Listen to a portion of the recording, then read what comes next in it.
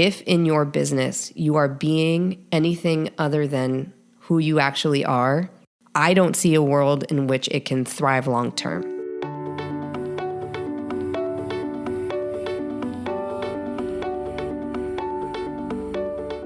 Hello, it's Tony Howell, and I want to welcome you to my podcast. This is our opportunity to have conversations with change makers, seeking ways that we as artists can use our gifts to change the world. Today, we're talking to Jen Waldman, and if you don't know her, you should. She is an entrepreneur, producer, director, choreographer, actor, teacher, coach, facilitator, speaker, writer, podcaster, and ultimately a change maker. This awesome woman has been seen on Broadway in Titanic and Wicked, but I think her life's work and biggest impact is seen in the artistry, integrity, and change that she fosters in others. She spent 5 years as the theater chair of the National Young Arts Foundation, is on her 3rd year co-creating with Simon Sinek and the Start With Why organization. And her new podcast, The Long and the Short of It, is an incredible journey, which she co-hosts weekly with Coach Peter Shepard. Jen's the founder and executive director of the Jen Waldman Studio. Established in 2002, on its 17th year, it's the premier training studio for Broadway actors in New York City. Clients include Tony winners and nominees, and just last year in 2018, 27 Broadway shows had Jen Waldman Studio clients. Jen, fortunately and beautifully and humbly, is my current client. She's also my former acting coach. And because the theme this month is #DesigningMyFuture, and she is helping herself and others do so every single day, I knew that she would be the perfect guest. On to the interview. Hi, Jen.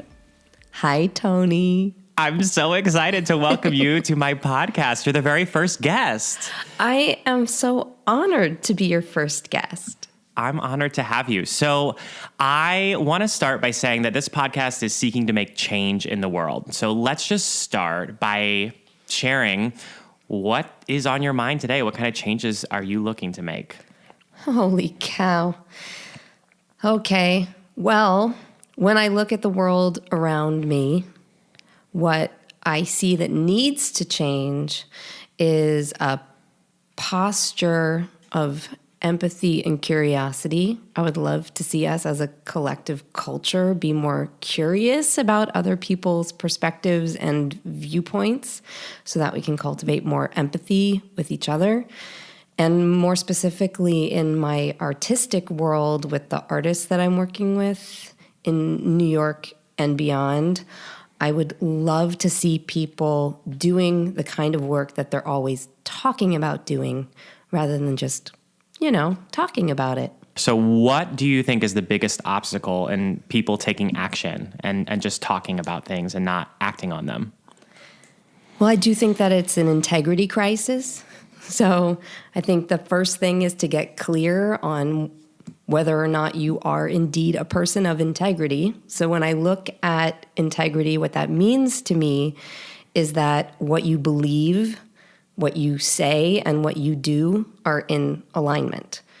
And part of what I think is a big challenge, especially for interpretive artists like actors, dancers, singers, etc., is that it often feels like they have to wait for someone to give them permission to do their work. And so that component of what you do can sometimes feel like it's out of alignment because there's an abundance of people and not as much an abundance of opportunity.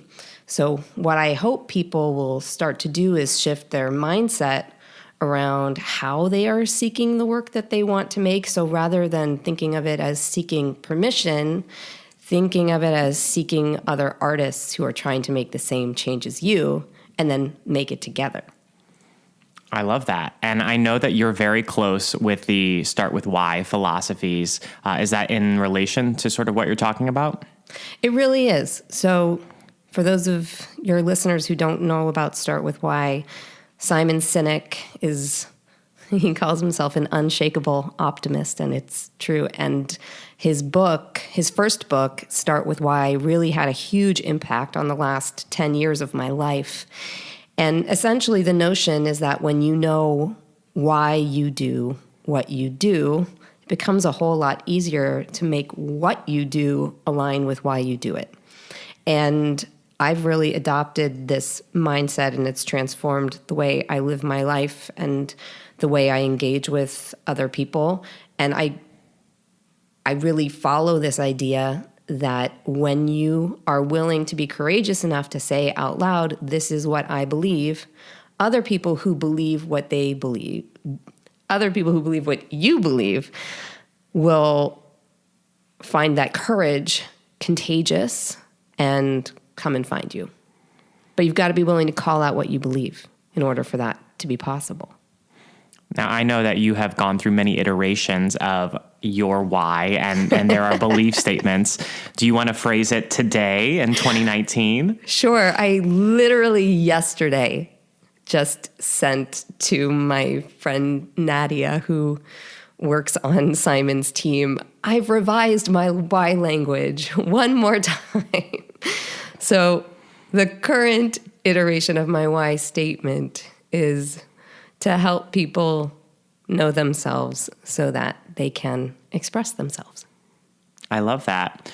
And one of the things that I think that you are about, that I have read on things that you're interested in, creating a global community so that we all can sort of get to know each other better and have more empathy. So can you speak on that? Yeah, one of the really amazing things that the kind of work I do has afforded me is the opportunity to travel all over the globe and meet different kinds of people from different cultures and backgrounds and industries and ways of thinking. And every time I'm introduced to a different cultural perspective or a different national perspective, what I find is that my own work is enriched, and then I'm able to take that new learning and share it with other people to enrich their experience. And so these sort of silos that we put ourselves in are really keeping us as a global community from being the best version of what we can be. And that may sound a little Pollyanna-ish in sort of the language that I'm choosing to use there. But the truth is that if we want to be able to have a great, full, and rich life, we can't rely on what we know right now to do that for us, unless in this very moment you believe you are living the greatest, fullest, and richest life possible. Then right now, in this moment, if you can't say that with confidence, then something is missing. Now, it doesn't have to be that the thing that's missing is tragic. Like, it might just be a little nugget of wisdom that you don't currently have access to, and you couldn't possibly go in search of it because you don't know it exists. So the idea is to kind of take the blinders off, open ourselves up to the possibility that a different perspective or a different way of thinking could be the little nugget that you need to enrich your life really greatly.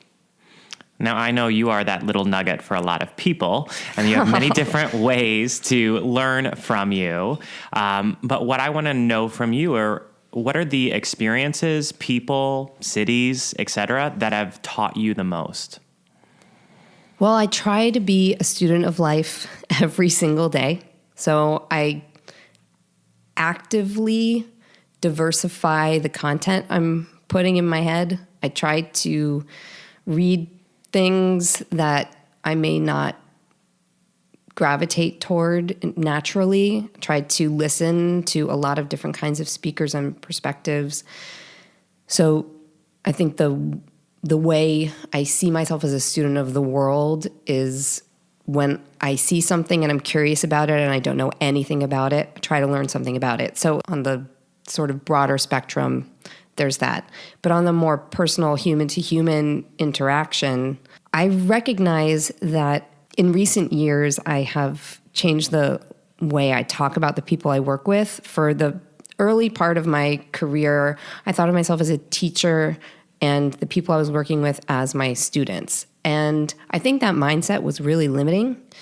And I don't think about it that way anymore. Now I think about myself as a coach, and the people I work with are my clients, and we're learning from each other all the time.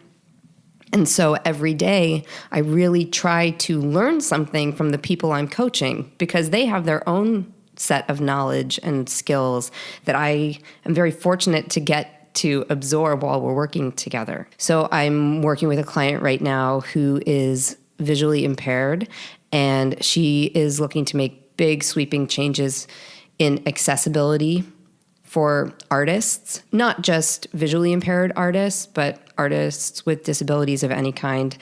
And I feel like every time I have a conversation with her, I learn something that I didn't know about how I can make my own work more accessible and inclusive. And that's really exciting to me. I love that, and I applaud that, and I thank you for that.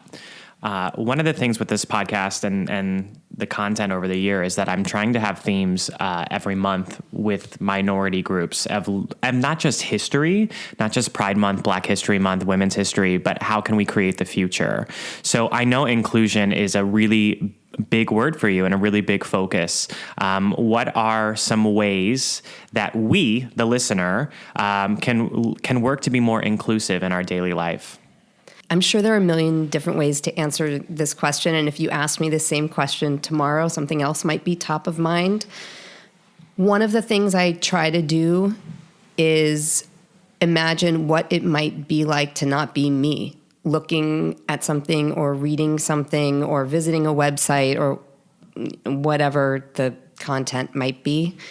And so, well, I'm working with you right now, so maybe I could talk a little bit about that. So you have been really instrumental in helping me sort of see the future for what the digital presence of Jen Waldman and Jen Waldman Studio might be.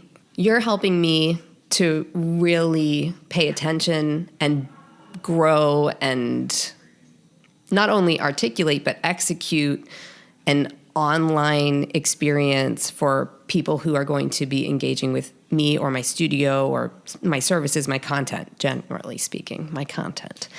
And as we go through that design process, I'm always asking myself, if I was not Jen, if I was, for example, a man, how would I feel moving through this experience? Or if I was a person with a physical disability, how would I feel moving through this experience? Or if I was someone who was visually impaired, how would I engage with a website that has mostly a visual component? So I'm always asking myself, how might this be for someone else who is not me? And that has been really helpful. Where it has been a constant source of irritation is that I'm now starting to see the whole world through this lens. So I'm riding the subway, I see an advertisement, and I think to myself, wow, if I was not a Caucasian person, this would really turn me off, because the only thing I see represented here are Caucasian people. Or, wow, if I was a man, I would perhaps feel insulted by the way this billboard is phrased. So it's, a blessing and a curse to be able to see the world through this lens. Yeah, it's definitely a volatile world right now, and I think that it's exposing a lot of our shortcomings, but hopefully change is on the way, and I thank you for leading that. Oh, well, I'll lead as much of it as I can, and when there are other great leaders, I will also follow them. Well, I hope to join you on that yellow brick road. I want to circle back to coaches, because I know that you work with coaches on occasion, and then you're also a coach. So what do you think makes a good coach or a great coach? What are the differences? Well, a great coach is someone who, going back to this curiosity and empathy component, a great coach is someone who is deeply curious and is able to acknowledge that they have some, but not all of the answers. So asking the right questions to help whoever the person is who needs coaching get closer to the thing that they are aiming for rather than to move towards the biased perspective of the coach. So curiosity is probably one of the top 3 most important skills to be a great coach. The other is the quality of the questions that you ask as a curious person. Like, you've got to be able to ask open-ended, really juicy questions that do not lead the witness, that allow people to answer things in the way they need to answer them. And then I think the other thing that makes a great coach is the sense of being all in for the person that they're working with. Sometimes I hear people tell me that they want to be a coach as a, quote, side hustle or side gig. And I think to myself, I know you'll provide some value, but I wouldn't want to be your client. Because they're half invested? Yeah, well, I don't want to be something on the side. Amen. And this, I think, goes back to this idea of what is the big change you're seeking to make. So I coach, and I also do a lot of other things. None of them are on the side. All of them are equally important in supporting the change that I'm seeking to make in the world. Coaching is one element of it, and there are plenty of other things too, but they're all in support of this major vision that I have about the world that I want to live in. So I would never call coaching or podcasting or teaching my classes a side hustle. It's all in service of a change that I'm seeking to make. And is that change, helping people tap into who they are and the change that they're looking to make? Well, I really inherently, deeply believe that everybody is creative, and it is our creativity that is going to move us as a culture and a global community forward. So I really see my role as helping people to tap into their creativity, regardless of what industry they work in, whether their industry would be labeled as creative or not. Because when we're able to see the connection between things, which is essentially what I think creativity is, we can really start to make small and sweeping changes. So yes, my role is to help people tap into their creativity and figure out what they really think and believe so that they can then put that out to the world in whatever format they choose, whether it's a conversation or a podcast or a building that they're going to design. So for the listener, is there one particular great question you would like to pose to them, or one particular exercise that you could sort of walk them through to tap into that creativity? I really believe that creativity is the ability to connect the dots. Because when you connect dots between things, you make something new. That connection that you've made is the new thing. So, maybe the simplest thing would be to look around you right now and find 2 things and figure out how they go together. I like it. One of the exercises that I often do with my acting clients is they'll be working on a piece of material and I will grab a book, any book. So right now I'm grabbing this book, which is called, this is so amazing. One of my clients gave this to me. It's called You Goal Girl. And it's a goal-setting workbook. She dropped this off yesterday because she thought it reminded her of me. So I will have a client working on a piece, and then I'll just open up to a random page. Got to find one with text on it. And then just drop my finger randomly on the page and see what I've landed on. And what I just landed on is focus. The word focus. So now we'll say, how do we incorporate this idea of focus into the work that you're doing right now? That requires creativity to be able to figure out how to incorporate focus. And then, we'll keep working and I'll drop my finger on another random thing. And, well, this is a goal-setting workbook, so I just landed on the word goals. So what are your personal goals? What are your character's goals? So I think one of the maybe myths about creativity is that it's elusive. But I believe it's inherent. And if we have some really simple tools to help us tap into our creativity, we can be creative all the time. What would you like to focus on next, Jen Waldman? You mean in this interview or in life? Your choice. Oh, gosh. Let's focus on, so you said before we started recording, I want this to go deep.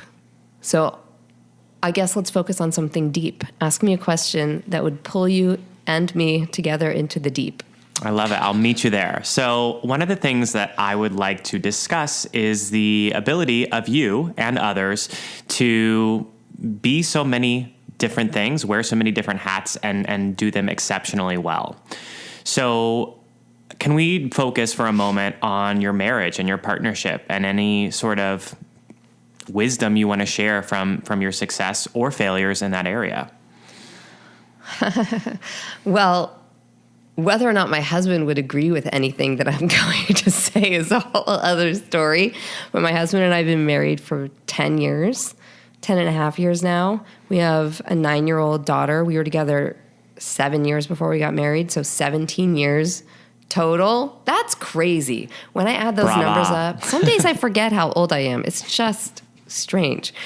I think for us, and this of course would not work for everyone, we are extremely flexible and adaptable. So my husband is a director, writer, actor. So he travels a ton. I travel a ton. Our schedule is changing. It's impossible for us to predict from one week to the next what is going on in our lives, and we really thrive on that. So I think our relationship has been able to survive because we have no fixed goals as a couple. Now, for other people, the thought of not having a fixed goal would be crippling. So for us, that really provides a sense of freedom. So if an opportunity comes either of our ways and we're interested or curious about it, we definitely encourage each other to pursue it, because who knows where things are going to lead. And so far, our life has been just one crazy adventure, and we love that. The other real secret for us is that we're extremely privileged to have my in-laws living 5 minutes away from us. So for other people who might have children and two artistic parents, having grandparents, aunts and uncles, my sister also lives nearby, like we're able to share some of the childcare responsibility. I imagine for other people that might be a little bit more challenging.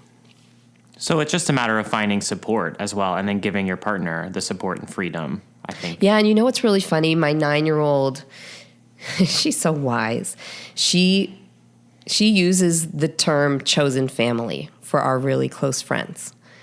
And so we do have our family close. I mean, my parents and my youngest sister and her family, they live in California, and we see them as frequently as we can, but far less frequently than we choose to.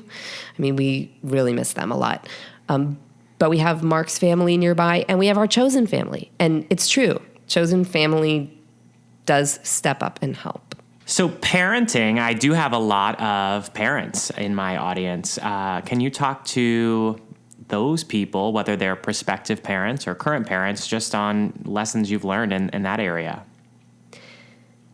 Yes. So, I mean, your kid is going to be who they want to be, I think, and who they are. I think that has been, it's so simple, but it's really hard to accept. Like, just as an example, this is so superficial, but this, for me, was like a really big learning moment. I grew up as a dancer. I started dancing as soon as I could walk. It was my whole life during my childhood. 5-6 days a week in the dance studio. It was my number one passion above everything else. And my daughter has no interest in dancing, no natural ability for dancing. Like, she has to work really hard to be physically coordinated. And I tried to encourage her. And in fact, one day I even dragged her to ballet class. And finally, I just had to go, she doesn't love this. It's not even that she doesn't love this. She doesn't even like it. Why would I push her towards something she doesn't even like? And so that was a moment of having to release the idea that the thing that I love has to be the thing that she loves. And, it still stings a little bit because I loved that experience of being part of the dance community. But she also has developed talents that I couldn't even begin to fathom. Like at 9 years old, she writes music, like full songs, and they're really good. I played one of them for a pianist I know, and he asked me whose song that was. I said, "Oh, that is Kate singing Kate's song that she is writing." And he was like, "What? That's incredible." So at 43, I couldn't write a song.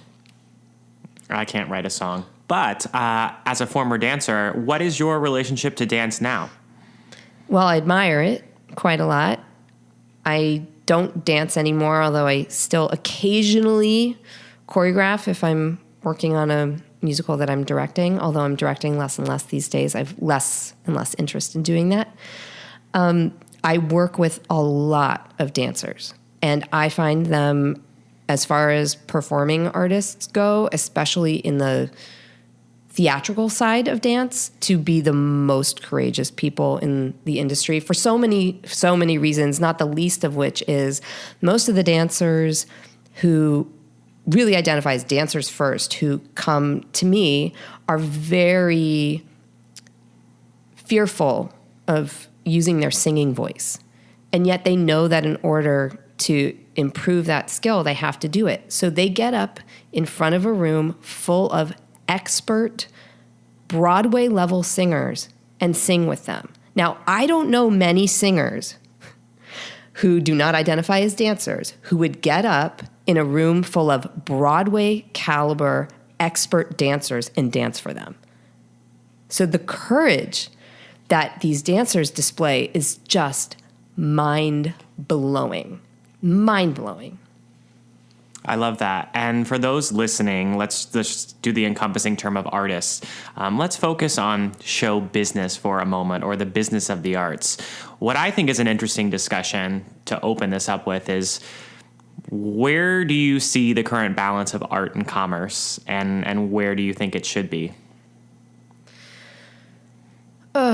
This is such a tricky question, Tony. It's so hard to really wrap your head around it, because when you think about art as like the hubcap and then all the spokes of the wheel, art travels in so many different directions to so many different audiences. It's hard to make any sort of blanket statement about where it's going. What I will say, however, is that I was just talking about this with some clients the other day. Back in the good old days of masters like Michelangelo, for example, the concept of artistic patronage was robust and flourishing. And the idea that an artist would be valued for the work they're seeking to make rather than the work they've already made was a real thing. And in our contemporary culture, artistic patronage has nearly all but vanished, with a couple exceptions. And so artists are spending their days not making art, in many cases, but instead making ends meet. And what I would love to see is a revival of the concept of artistic patronage.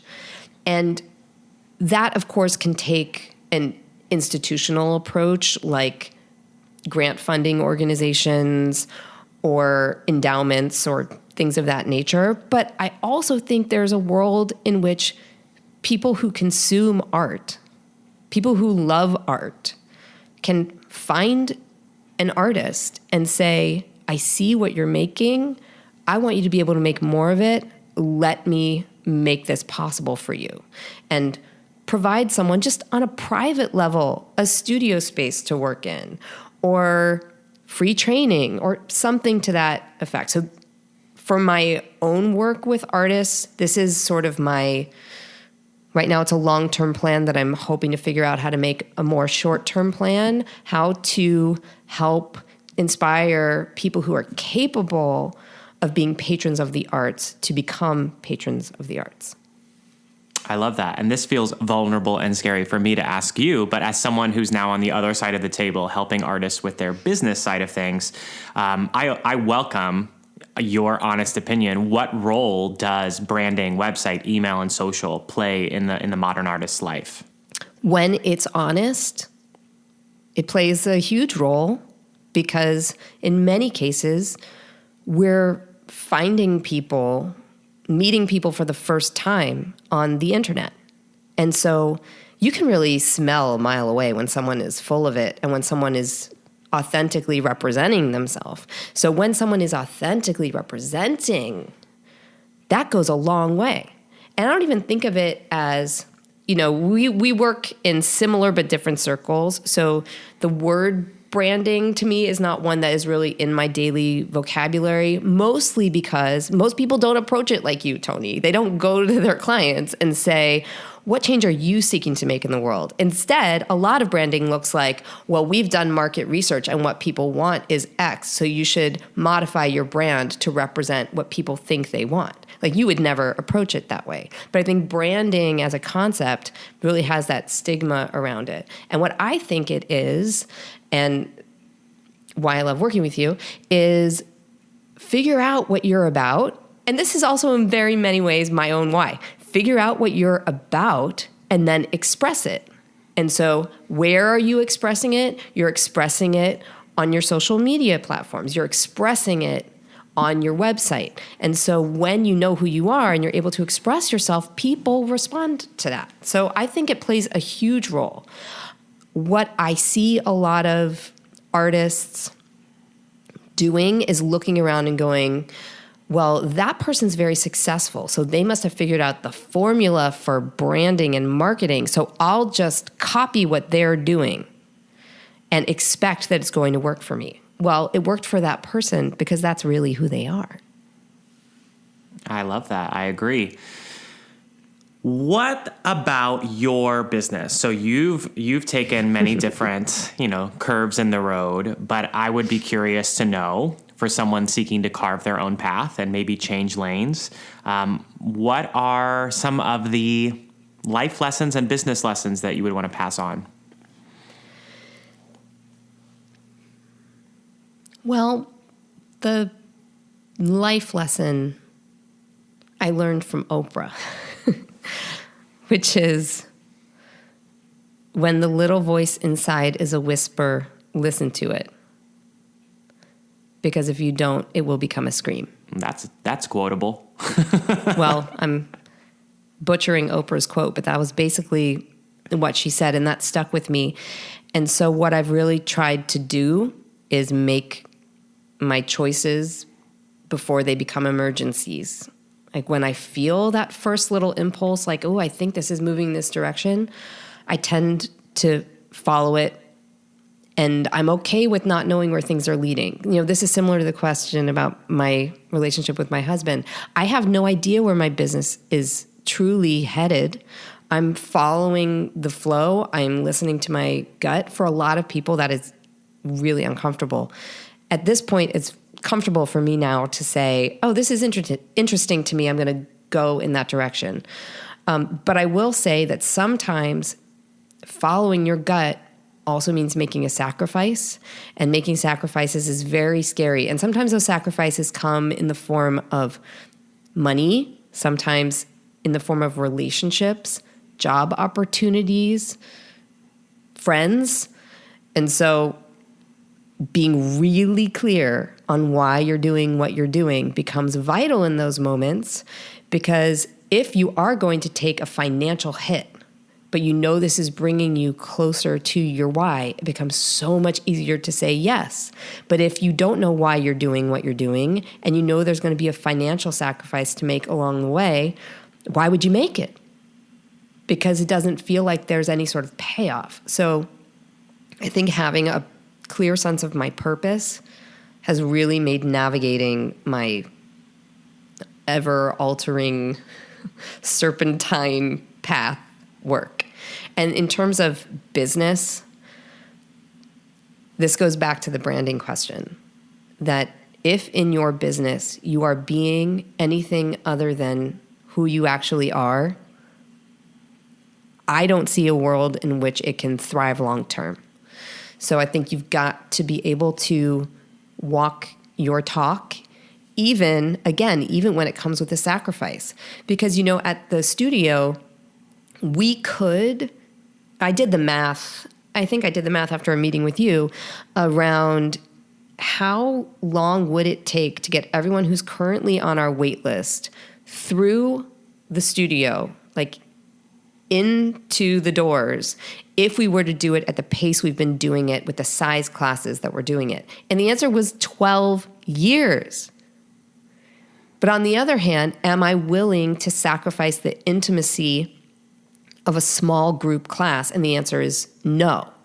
So then after seeing those numbers, I was like, wow, now I need to be creative and figure out how can I serve more people while still maintaining the intimacy of the group performance classes. And so far what I've landed on is I'm able to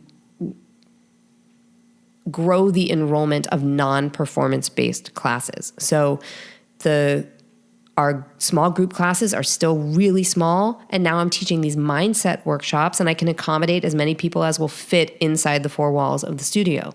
So you get creative without sacrificing the thing that is important to you. And it's really easy in this world to see opportunity and go, well, I want to grab opportunity, so I'm willing to sacrifice what's important to me. And I say instead, get creative. I love that. I think going back to getting creative and tapping into your purpose, do you ever battle with self-doubt? Every single day, every day, all day, every day. I'm so glad to hear that. Yeah, it looks so shiny on, the front-facing side of this. No, on the inside, all day, every day, and that's why I have a coach, because I'm really good at helping other people overcome their self-doubt, but I can't be the coach to myself. So I have a coach who, when I'm feeling those things, or if I just even have questions about, is this the best I can do, or is this almost the best?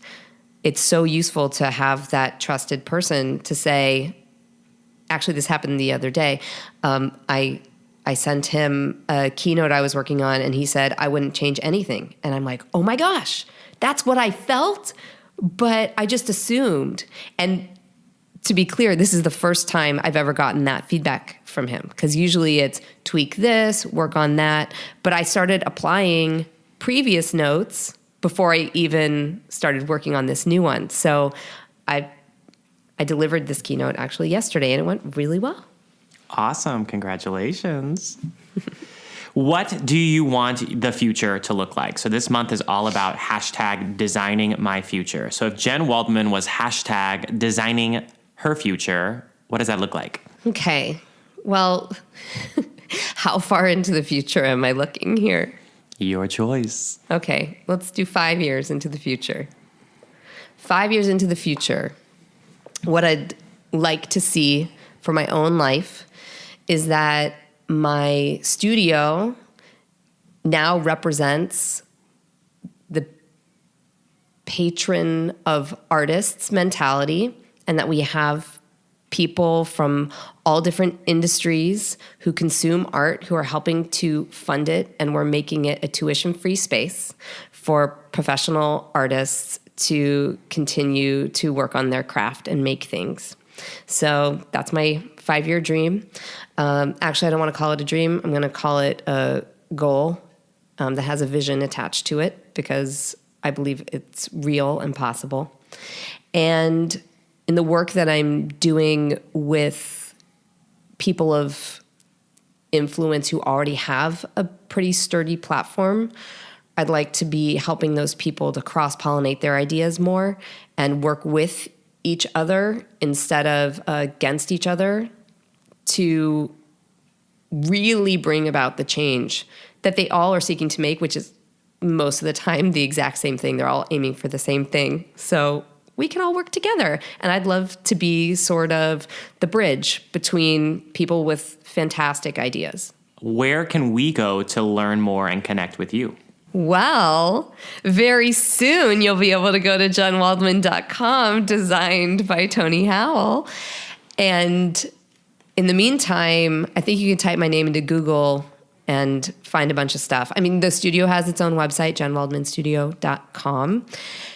I also have a podcast called The Long and the Short of It that I co-host with my coach, Peter Shepard. And on the jenwaldmanstudio.com site, you'll also find my blog, which posts once a week. So before we go, Jen, I have this little creative idea that as I was researching you, I found some words that I think will mean a lot to you. And without censoring yourself, I just sort of want you to give a spontaneous definition or word association. We'll see what comes out. Oh my gosh. Okay, fun. Artist. Person who is able to output the world as they see it. Audience. People on the receiving end of that output. Community. A group of people who choose to come together because of their shared values and beliefs. Connection.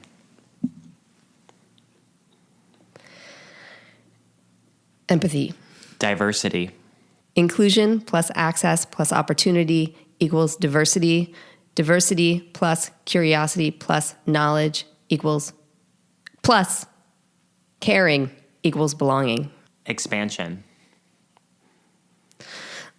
Lifting the walls. That means something to me. I don't know if it's going to mean anything to anyone else, but lifting the walls. Honesty. Speaking from the heart. Impact. What people are going to say about you as they're lowering your casket into the ground. Inclusion. Everybody's welcome. Innovate. Make it new. Integrity. Who you say you are and who you show up as, they're the same. Intuition. It's going to make me sound a little woo-woo, but trusting the voices. Legacy. What your great-great-great-grandchildren will know about you. Purpose. Well, in a word, why? So that concludes this game, and I'll just wrap up this podcast by saying thank you so much for being here and offer you one final opportunity. This is a conversation with changemaker Jen Waldman. Any final thoughts that you want to say about making change? Yes, I believe every single person is capable of doing it. And in this world where the word leader, leadership, and anything with the word lead in it has become such a buzzword, I think that in some ways people feel an obligation to step up as a leader, but they don't inherently feel like one. And so I'll just put out there that a leader needs something in order to exist, which is followers. And so you don't necessarily need to be leading the charge toward the change you desire to make in your world. Look around, see who is leading toward that change, and then follow them. And I will just say, follow Jen Waldman. You're amazing. Thank you so much for being here. Thank you, Tony. I loved it. And congratulations on everything that you're doing. It's amazing.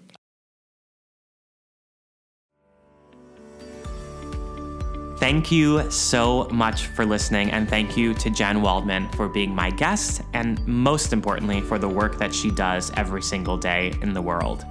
I would absolutely love it if you would screenshot this episode and tag Jen Waldman and let her know what this conversation meant to you. If you haven't, please be sure to subscribe to the podcast, and if you want, you could share this episode or the show with a friend. Remember that our theme this month is #DesigningMyFuture. So be sure to share how you are creating change with that hashtag, and know that we're going to feature the best of on our channels.